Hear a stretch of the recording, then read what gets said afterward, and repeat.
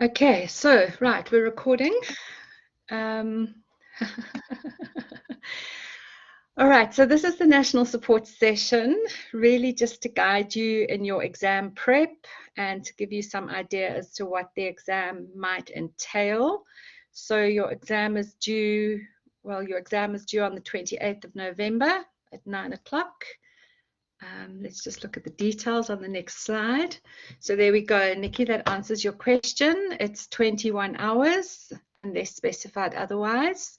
So it's released at midnight to 9 p.m. So you've got 21 hours. However, the guideline says the assessment should only take you 2 hours to complete. So there we go. That's what it says. That's the guideline. So we'll see what actually happens.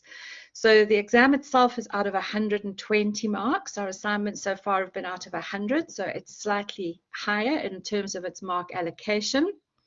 And again, it's an open book exam. But that is always misleading because the textbook being the primary source of reference, you are going to need to use other sources. So my suggestion to you is that you are very clear as to how to access the online library, how to search the databases on the online library. And honestly, if you've got any concerns that you think you might struggle to do that, I suggest you make an appointment with the online librarian prior to the exam so that that process becomes quite painless and you know where to find research articles and journal articles and things like that that you might need. And it covers all learning units. So that's what the exam is made up of. Just some from your module outline, basically some guidelines before the exam. So make sure you focus on the relevant learning units, ensure you understand the sections in the prescribed work and can apply it to different scenarios. And that's also important because remember, and we'll see that going on further in this collab, is that the application of the information is important. It's all very well to know and understand the theory, but being an open book exam, especially your ability to apply the theory to scenarios or to examples is really important. So work through all the relevant activities. My only issue around past papers is the fact that this year the material changed quite substantially with the new textbook. So if you do look at past papers, and that's why I've been hesitant to send past papers to people, it can lead you up the garden path, so to speak, because the questions will be asked in ways that aren't relevant and there'll be information in them that isn't covered in the new material we've done this year.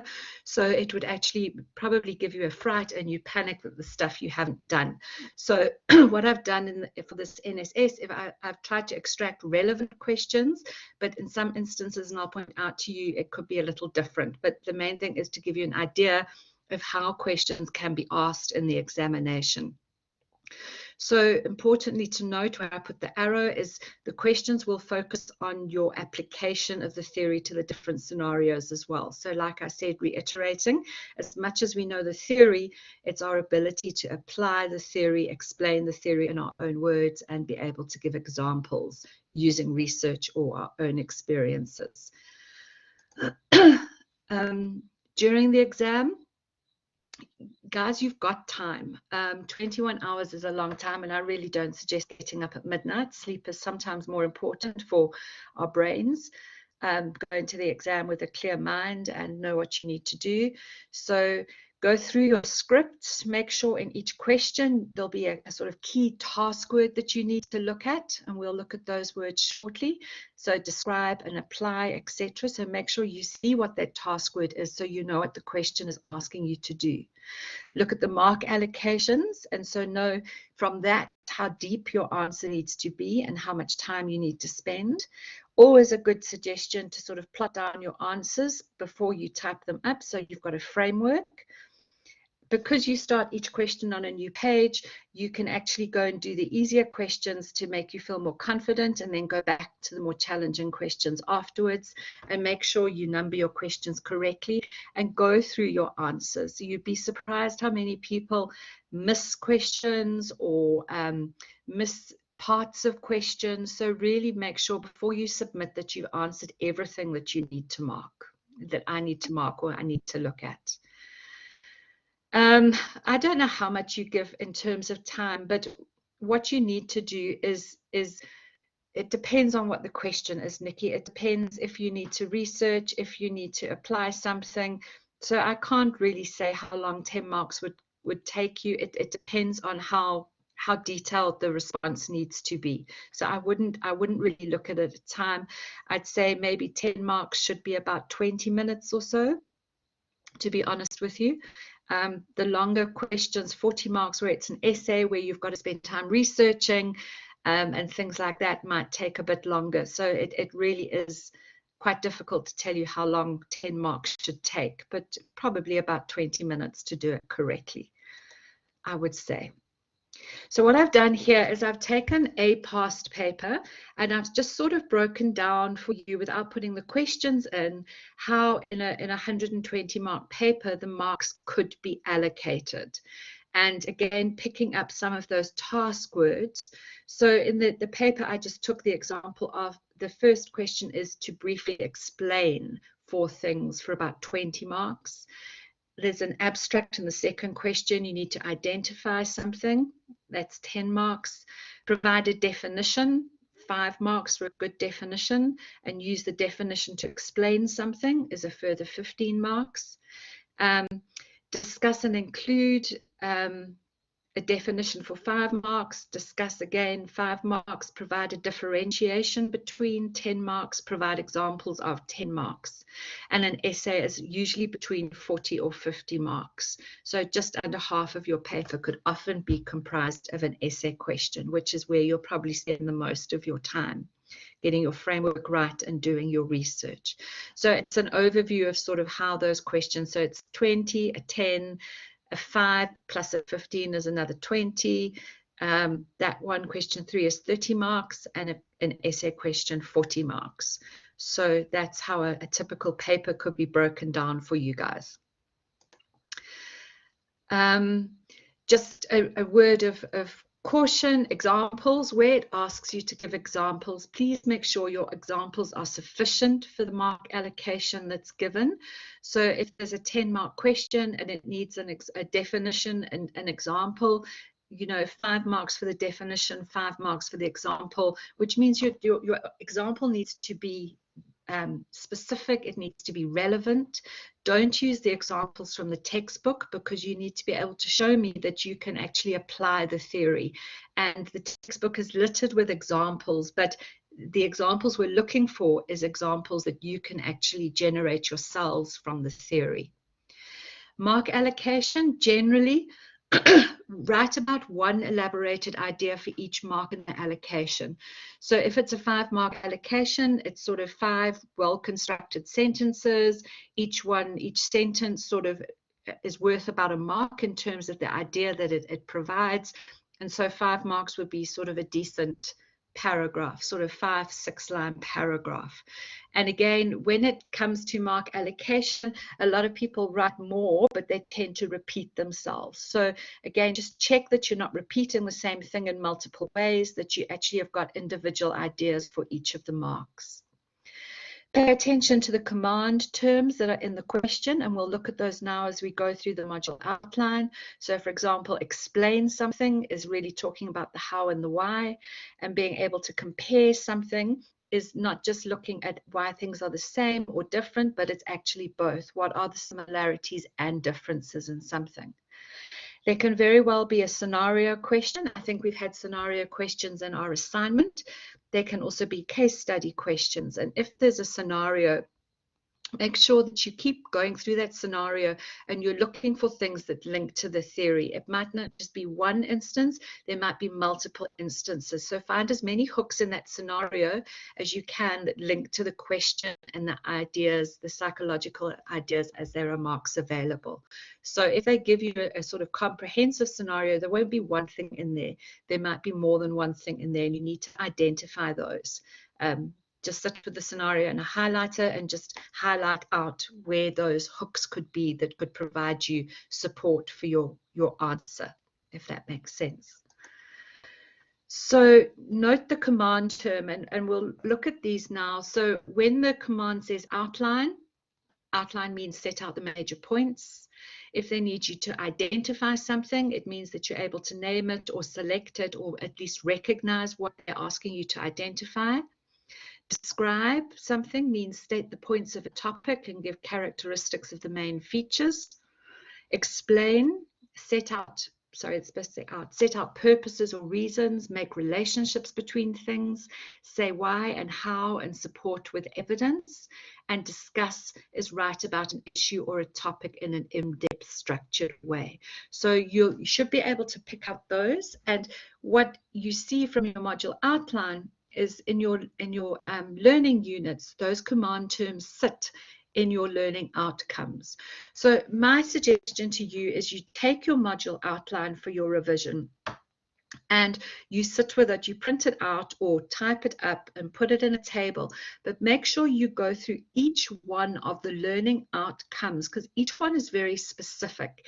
And so when they question you, the question will be aligned to what is in your learning outcomes. So if we look at learning outcome 1 in this first learning unit, it's asking you to be able to provide a comprehensive definition. It's asking you to be able to explain the core components. So clearly look at each of those learning outcomes and make sure that you have enough guideline or framework in which you can show that you are understanding of what that particular command means. Okay, so we'll use the module outline as a guide for this revision session for the NSS, but I suggest you use this module guide as your source document for your revision. It will really help guide you and make sure you focus in on the specific learning outcomes, because the learning outcomes are what you need to know at the end of the module. So they're not going to test you on anything outside these learning outcomes, but you need to make sure that you can respond to each of them. All right, so I hope that makes sense. So we'll just work through the learning outcomes now, and you can pick up some of those command words. What I also suggest you do is tick off in your module outline after you've got it next to you what has been done in the assignments, because the chances are, although we're never 100% certain, but if you've done something in the assignments, it's not really going to arise again in the examination necessarily. So again, it could help you just tick off and ensure that you focus on those areas that we have not yet been tested on. So in the first module is around the evolution of psychology. Your learning outcomes are very clear. We've had some questions on this section before, and make sure you carefully look at what the prescribed material is. So although we're working in chapter 1 of the textbook, it actually does refer you to specific tables as well. So if we look at that last theme, and again, it says provide an overview of the 6 contemporary theoretical perspectives. It refers you to table 1.9 in your textbook. So that would be your source piece of information for that. So if it asks you to pick 2 perspectives, go to your table, choose 2 and elaborate on them. So if we look, this is an example question, but again, this is why I don't want you to take too much from the actual question itself, because the perspectives are outlined in different ways depending on which textbook you read. So our guideline for perspectives is this table here, table 1.9, but in this particular instance, it guided the perspectives in a different way. But what it says to you, the question is, and just be aware of this, it says in our learning outcomes, let's just flip back again, it says here, briefly explain the contributions of the early theorists in the 20th century. So the 20th century is the 1900s. So anything pre-1900 is not the 20th century. So just make sure you're aware of those little nuances and the learning outcomes, because that will also ensure that you can answer the question correctly. So the way the question was asked was for 10 marks, and it says, 2 of the perspectives have been mentioned above. Discuss any 2 of the remaining perspectives. So if it's a 10-mark question, it would be 5 marks for each question, sort of 2 nice sized paragraphs with some kind of discussion. And I also do advise you, please read the front cover of your paper, because often it will actually say on the front cover of your paper, higher marks are awarded for additional research. So it might not necessarily be stated here in this instant that you need to use additional research, but it is my guide to you that in order to ensure that you can achieve that excellent mark, you do make use of additional sources other than the textbook. Okay, so if it doesn't tell you outright to do it, my suggestion is you should do it anyway. Okay, so that's learning unit 1 on the evolution of psychology. The second learning unit is on the research methods. Now, I've picked up 2 questions here, which I'll go through with you. But again, those are your, look at your command terms. So be able to explain the concept of a scientific approach, identify the 8 steps. So they might give you some steps and they might say which steps are these, or they might give you something that's an activity and they might say to you, which steps in the scientific investigative process are we talking about? So it's your ability to recognize something is the important word there. If we move into the second theme, the learning outcome 4 is to differentiate between. So that means that you can show the differences and understand the differences between quantitative and qualitative research.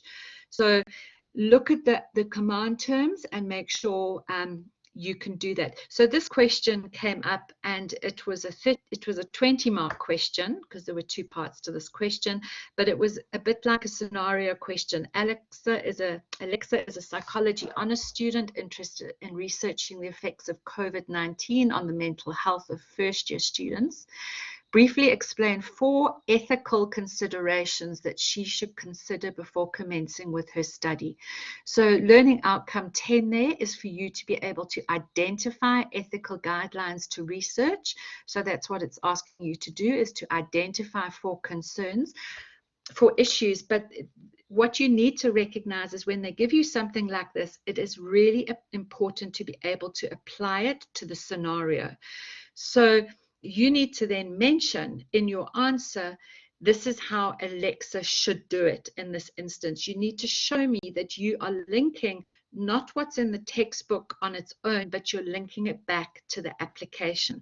So Alexa should, she should explain to the first-year students that their participation in the study is not compulsory and that they can leave at any time, but link it back to the scenario. Okay, it's really, really important. So if there are 4 ethical considerations, each one would be 5 marks. So it would be to identify it, be able to explain it, and be able to link it back to the scenario or infer it back to the scenario. Okay. So the ethical considerations are in your textbook. It's about ensuring the rights and well-beings of the participants are weighed against the study's value to science. Participants should be allowed to make informed decisions. If there's any deception, it must be justified. It needs to be, Alexa needs to make it clear to the participants in the study that they can withdraw at any time. So they signed an informed consent form, and in the form it says that they can withdraw. So it's continually linking it back to the study. At the end of it, Alexa should call the participants together.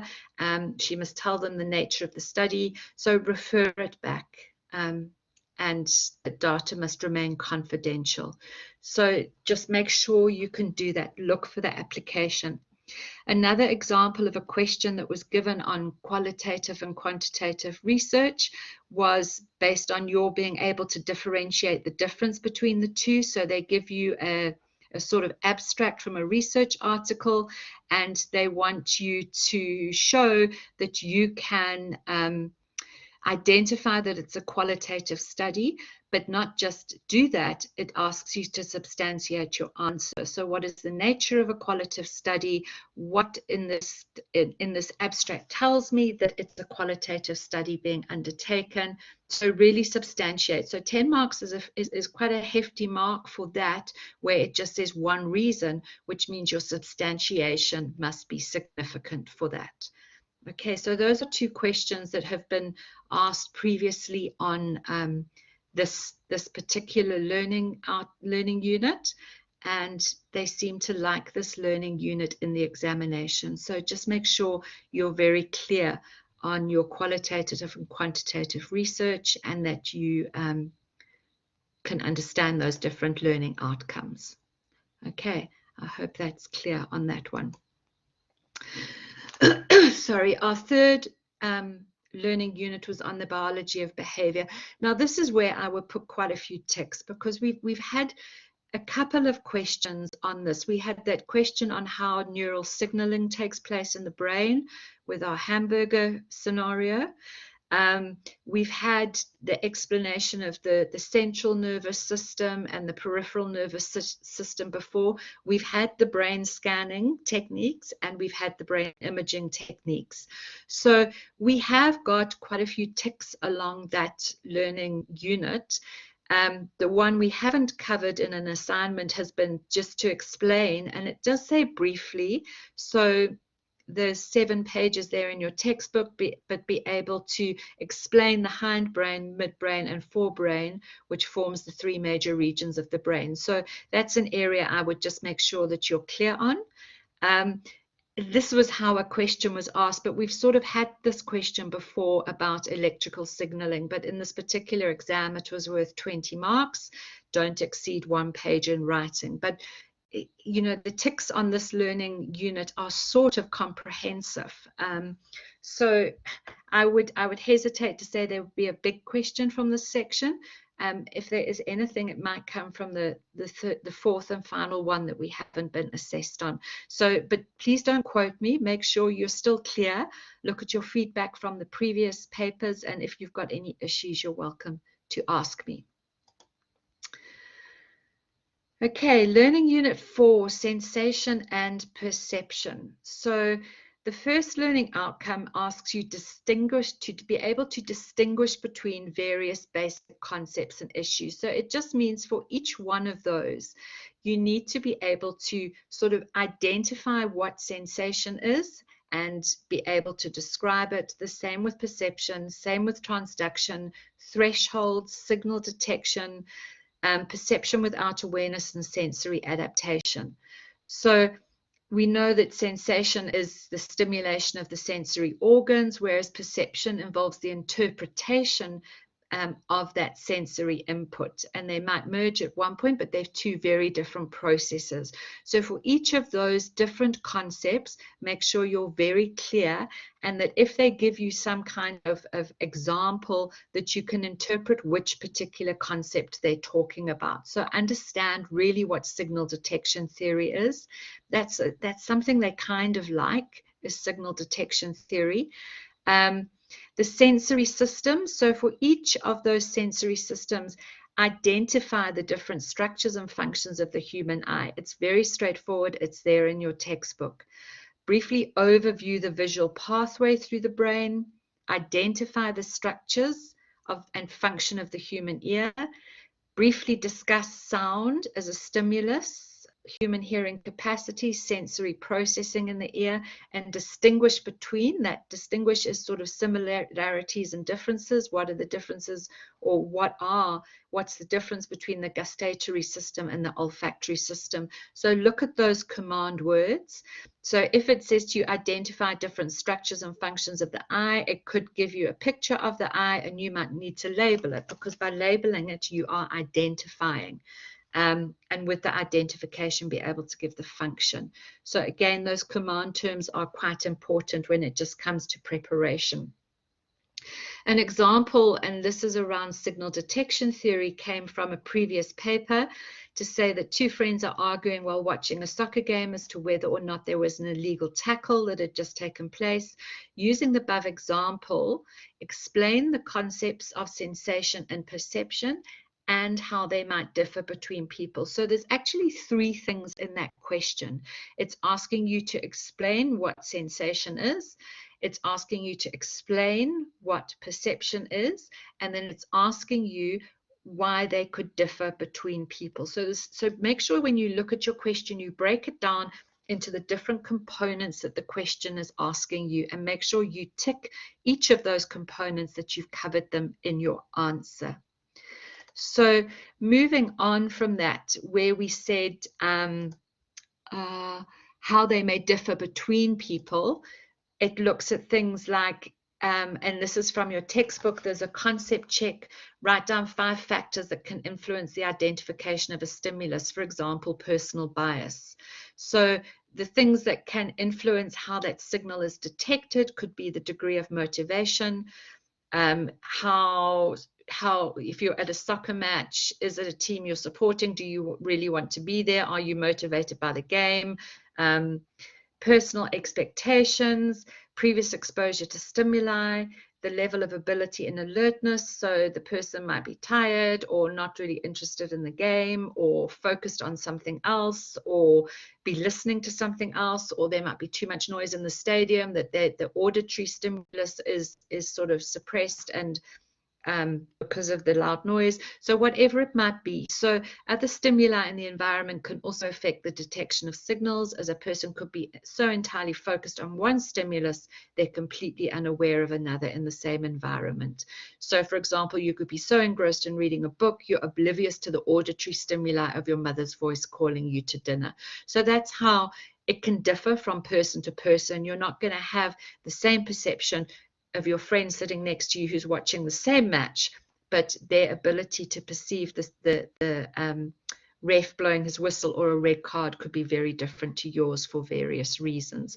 So it's just an example of that type of question and how it could be broken down in terms of answering it, in terms of sensation and perception.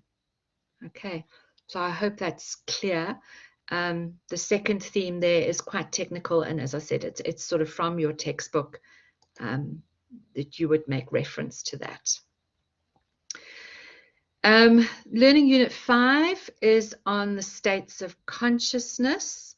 So again, we look very carefully at our learning outcomes, be able to provide a definition of consciousness. They do like definition questions, and explain what it includes, explain the varying states. We'll come to that in a couple of slides' time. Be able to provide an overview of the roles of the biological and circadian rhythms, explain the stages of sleep, and discuss the different sleeping disorders. So if you focus on those, you should be covering the right material. So coming back to consciousness, the definition of consciousness, it can be quite an expansive definition. So it's the awareness of internal and external stimuli, but you need to expand on that. So it's your awareness of external events, it's your awareness of internal sensations, and it could ask you very well to give an example of each.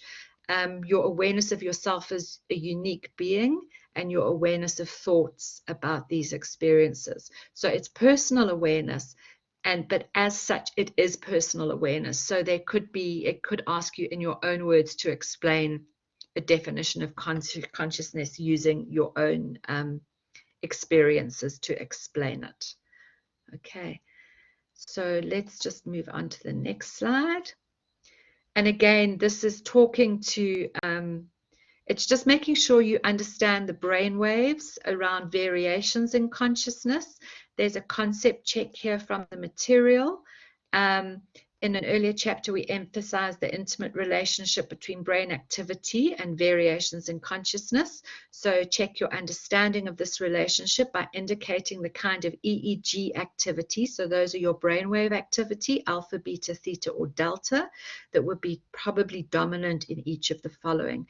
So if we look at the table on the right, those are our brain waves, beta, alpha, theta, and delta, and each one is attached to a different state of consciousness. So with beta, it's normally waking, thought, and alert and problem solving.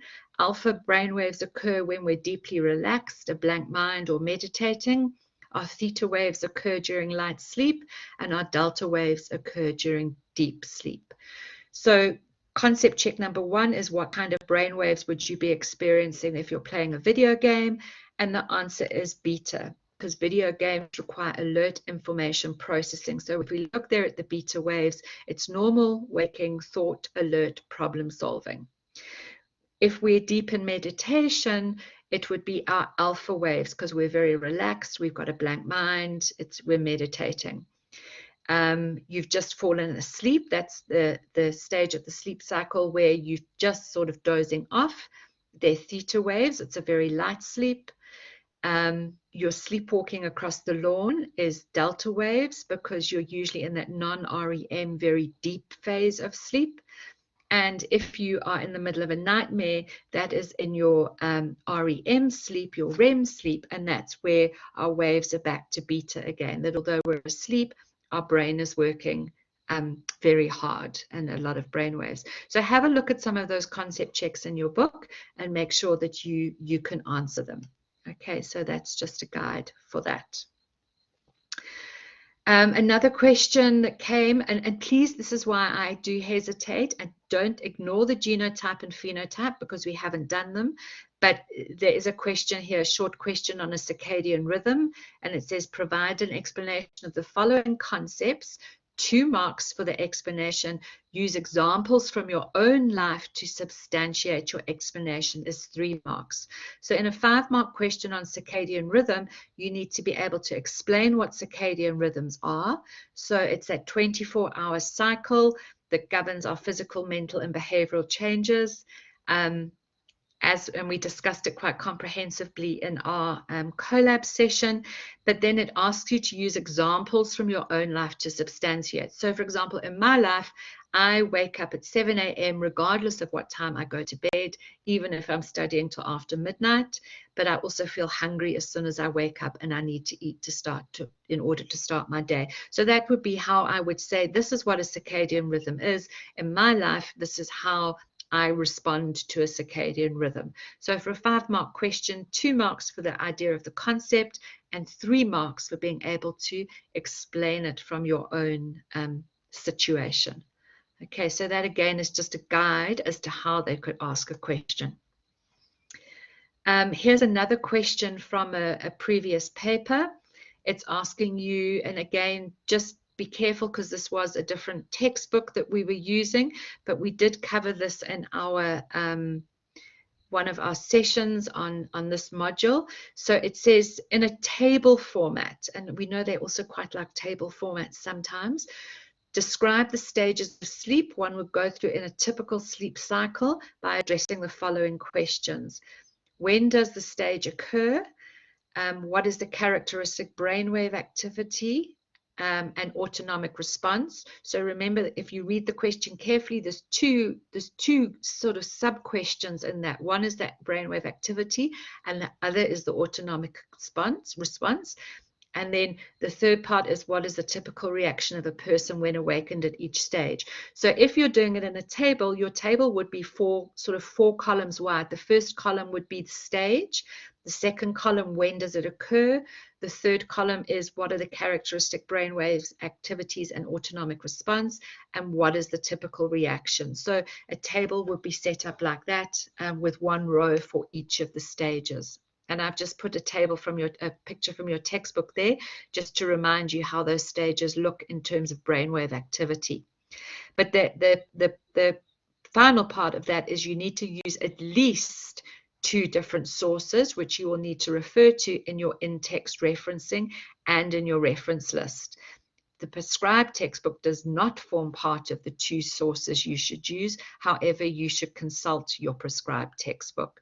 So they've given an example there of an academic reading that you might use in your research. So even though you're writing in a table, just pretend you're not writing in a table and you would do your in-text referencing exactly the same way.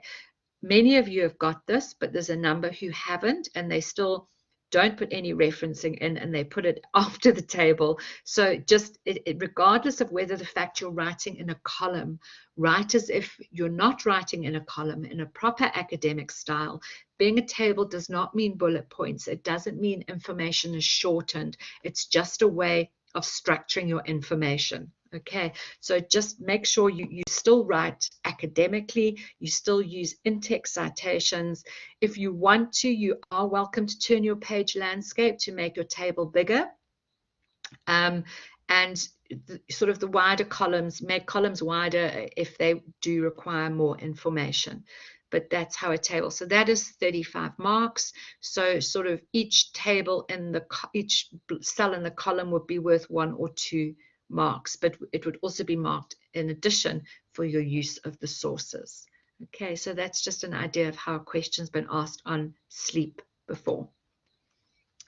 There's a nice concept check in your textbook again. And again, we know that they like to differentiate. So there could be something around differentiate between REM sleep and non-REM sleep.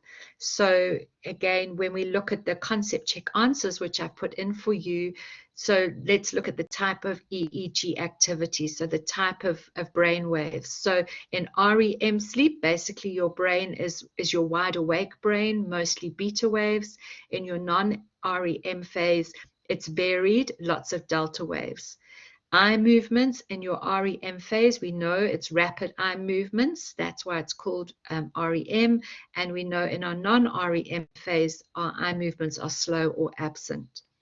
What is the difference in dreaming between the two phases? In REM phase, our dreams are frequent and vivid. In our non-REM phase, they are less frequent. Difficulty in waking, so your depth of sleep. If you're in your REM phase, you're generally harder to wake, whereas in your non-REM phase, generally easier to awake. Percentage of sleep in adults, so about 20 to 25% of your sleep cycle for your REM, and about 75 to 80% in your non-REM. Does it increase or decrease as a percentage of sleep during childhood? In childhood, your REM, they spend less time in REM, so your percent decreases, and in non-REM, it increases. And when in the sleep cycle do these phases occur? So your REM is in your late cycle, and your non-REM is early in the cycle. So it's just a nice way to concept check, and a kind of way that a question could be asked to differentiate between the phases of the sleep cycle, if that helps. Those concept checks are usually quite good. Here's a question again from a past exam. This was a tricky question. Martha is a new mother with it goes back to stage 2. Okay, because remember, stage 1 is just when you're drowsing off. So you don't go back to that stage again. You go back into stage 2. So stage 1, we only go through when we're first falling asleep, Nikki. Martha is a new mother with a 6-week-old baby. Sometimes she can sleep through her buzzing alarm clock, but immediately hears the muffled sound of her baby down the hall whenever the baby cries. So it's hard to work out where that comes from, but it does help you, guide you. So we know that it's coming from our module on consciousness, because it asks you firstly to give a definition of consciousness for 5 marks. And then secondly, use the definition you provided to explain how Martha can hear her baby down the hall and not the alarm clock for 15 marks. So what that is speaking to, it's speaking to variations in levels of awareness. So I took this from the textbook, and this could provide the basis for your answer. So there's a number of things in here. There's the fact that James emphasized the fact that there's a stream of consciousness. So consciousness is always ongoing. Freud also argues that consciousness has depth to it, and therefore consciousness is not an all or none phenomenon. Okay, we're always conscious at some level. So there's elements in there that you could use, and I mean, there's your hook at the end of it. It says to you, a good example is a new parent who can sleep through a loud thunderstorm or a buzzing alarm clock, but who immediately hears the muffled sound of a baby crying. The parent's selective sensitivity to sounds means that mental processing must be going on during sleep. So sometimes when there's a question like that, look for the hook back to your textbook to make sure you're in the right place in your textbook. But for 15 marks, you would have to obviously you should put in additional research to support your answer, but it's just guiding you to show you how a question is asked in response to theory. Okay, and remember that because they've given us that scenario, you need to make use of that scenario in your explanations. Okay, so you need to refer back to Martha. You need to refer back to the fact that she's sensitive to her baby. So she maybe doesn't sleep as deeply. She's sensitized to certain sounds. Her levels of consciousness vary, but she's always conscious to some degree, etc. Okay, does that make sense? And the final theme, and we haven't, obviously, the consciousness, I don't think we've been assessed on, and these conditioning and learning, we haven't been assessed on. So I'm pretty much sure, and it's happened in previous exams, this is where the essay question comes from. But don't take me for granted, but you'll see I've put some examples, and generally there's an essay question sitting here somewhere. So you need to be able to provide a definition of what learning is. You need to look at each of those different 3 types of learning: classical, operant, and observational. For each one, you need to be able to define them in detail. Okay, so you need to be able to clearly explain what each one of these terms means. You need to understand what the basic processes within these particular particular styles of learning are, and to be able to be clear on the experiments that were conducted in each of them. So be clear on, for classical conditioning, Pavlov's demonstration, those key terms of unconditioned stimulus, conditioned stimulus, neutral stimulus. Make sure you clearly understand what those are, that you can clearly explain Pavlov's experiment, and you will need to go beyond the textbook. It cannot be just a repetition of what's on the textbook, and you need to show that you can understand it. Operant conditioning, again, is really important to understand the terms of operant conditioning around positive reinforcement, negative reinforcement, to be able to explain those different terms and processes, be able to understand Skinner, the Skinner box experiment. It's specifically referring to Skinner, and you could very well be asked to explain his experiment with the rats, so be clear on that. And observational learning, you need to be able to define observational learning in detail. You need to be able to explain the basic processes of observational learning, and you need to be able to discuss Albert Bandura's research, and it's very specific in your textbook here. Discuss Albert Bandura's research on TV models, aggression, and modern research on the effects of media violence. Okay, so again, I say that although it says this, discuss his research, the research is going to have to go beyond the scope of the textbook. So it's there in the textbook, but you would probably need to use additional research.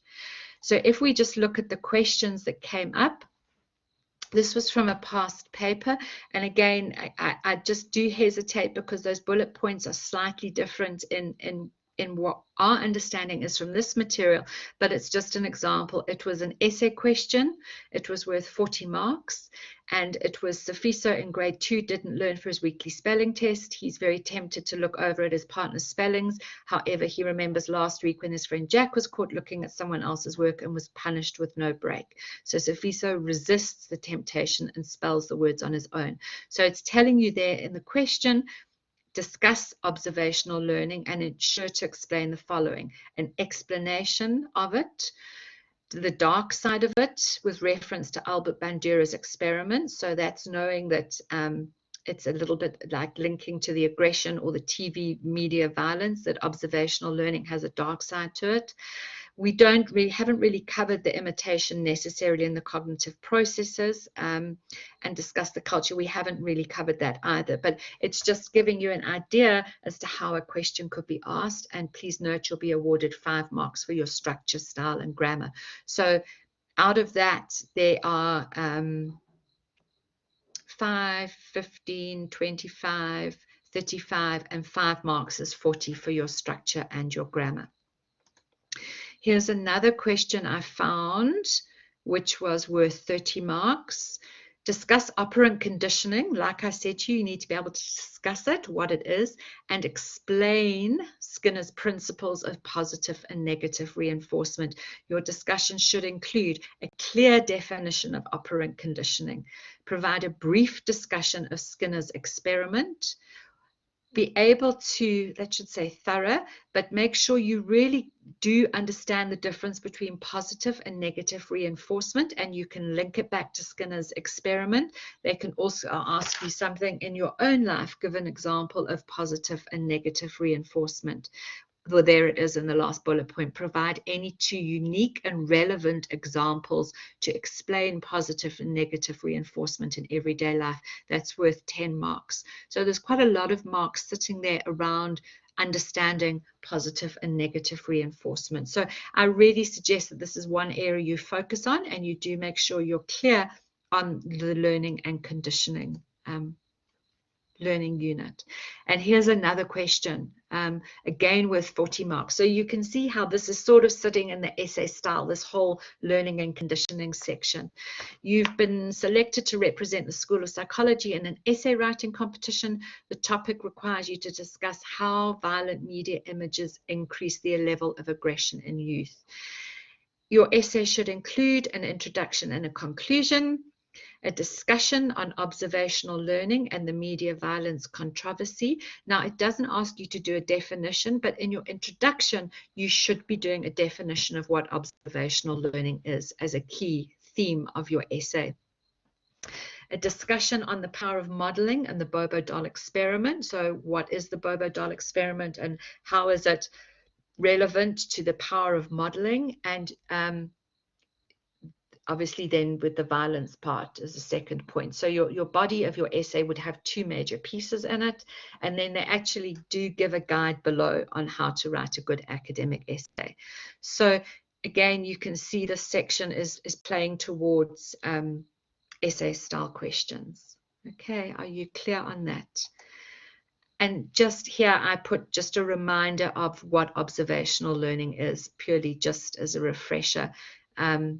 And what Bandera did and his example of doing a Bobo doll experiment, and you'll find a lot of actual research on that. So I would refer directly back to the research, and those are the key processes that need to happen in terms of for people to learn an evaluate type of question. I don't think there'll be an evaluate type of question. Because evaluate is quite subjective, and in psychology we're very much based around science and research. So you won't really be asked to evaluate something whether it's good or bad. I doubt, but you never know. Be prepared for the worst, as they say. So in order for learning to take place, there needs to be attention paid. And this also applies back to Sifiso's question. In order for Sifiso, he should have paid attention to what happened to his friend Jack. He needs to have retained the memory of what happened to his friend Jack. He needs to be able to reproduce what Jack did, and he must be motivated to either cheat or not cheat. So those are the processes. So there's just a little bit of a revision there on observational learning. All right, and the final part, guys, some of you got it, some of you haven't got it, but writing an introduction, it's really important in that essay. A hint that it gives you is to sometimes write your essay and go back and put your introduction once you've got a good idea of the topic, rather than write your introduction off the cuff when you start. So if there's a word count for your essay, try to devote 10% of this to your introduction. So if your introduction could very well be worth 5 marks, it's a substantive piece of writing with sort of 5 different points. You need to identify the subject of the essay. And again, where it says define key terms, that's where if your essay is around observational learning, you define what observational learning is in your introduction. If it's not asking you to do that elsewhere in your essay, you're going to highlight major issues and signpost what's going to happen going forward. So like we said, introductions are important. It's the first impression we as markers have. And if you write a really good introduction, you've polished your halo, and we will look at the rest of the essay in a good way. If you write a terrible introduction, we're already geared towards looking for mistakes in the balance of the writing. And the conclusion, many students, true, they do forget to write the conclusion or don't give it the attention they deserve. Again, the conclusion should be very similar to the introduction. It should summarize the key themes, state the take-home message, And remember, it's not subjective, okay? We're not giving our opinion on something, but we need to just extract from it what the research has told us. So research has told us that observational learning can cause increased aggression in young children if they watch too much television. Take that key message out of your writing. Don't include anything new. Only refer to what you've discussed. And again, if you're unsure of what to write, read the essay question again and just basically summarize it into one paragraph is the idea for a conclusion. And you can pull together any threads that you've had. So that's just some advice on your intro and your conclusion. So it's not too difficult. It's an easy place to get marks if you write them properly. And again, please just be aware the difference between academic journal and articles. So it could say to you, if it says do extra research, my suggestion is your go-to place is always an academic journal. Okay, it keeps you away from websites like Very Well Mind and Simply Psychology, which are not academic journal articles. So an article is a piece of prose, often included in different publications such as newspapers or magazines. I'm not saying there's anything wrong with the people who wrote Very Well Mind. Often they are psychologists or practicing psychologists, but we're looking at stuff really that comes from scholarly publications, which are educational journals aimed at scholars. It's about research, it's about adding to the field, it's about achievements, it's about information to do with the discipline. So make sure you're really clear when you're looking for your articles. And some of you have done that really, really well, but some people are still giving places from like mentalhealth.com or something, and it's just not correct. So academic journal articles, be able to pick one up. You should be able to see there's an abstract, there's an intro, methods and materials, results, discussions, and conclusions. So if you're looking at an academic journal article, from the abstract, you'll see if it's what you need. Your sort of grounding in the theory comes in the introduction. You don't always have to look at the method, the material. You can look at the results, but your essence of it is going to be in the discussions and the conclusions. So again, select your article, read the abstract, say, is it relevant to what I need to use it for? If not, move on to the next one until you find one that suits what you need to use it for. So that's the National Support Session, guys. I hope that's helped you. I hope it's given you some guidance. As I said, my idea is to just take that module outline and make sure you can put a tick next to all of those learning outcomes. And then you should honestly be okay. Those are the types of questions they've asked. They're not too challenging, but yeah, just make sure the extra marks, the excellent marks are in the research, they're in the style of your academic writing, and that you check all the boxes in terms of applying information, giving examples from your own experience, or extracting information out. Remember, the take-home exam, the difference is that you're not just regurgitating theory, it's with the ability in a take-home space to be able to do the research and to spend time on the application. All right, any questions? All right, well, I'm going to stop the recording now.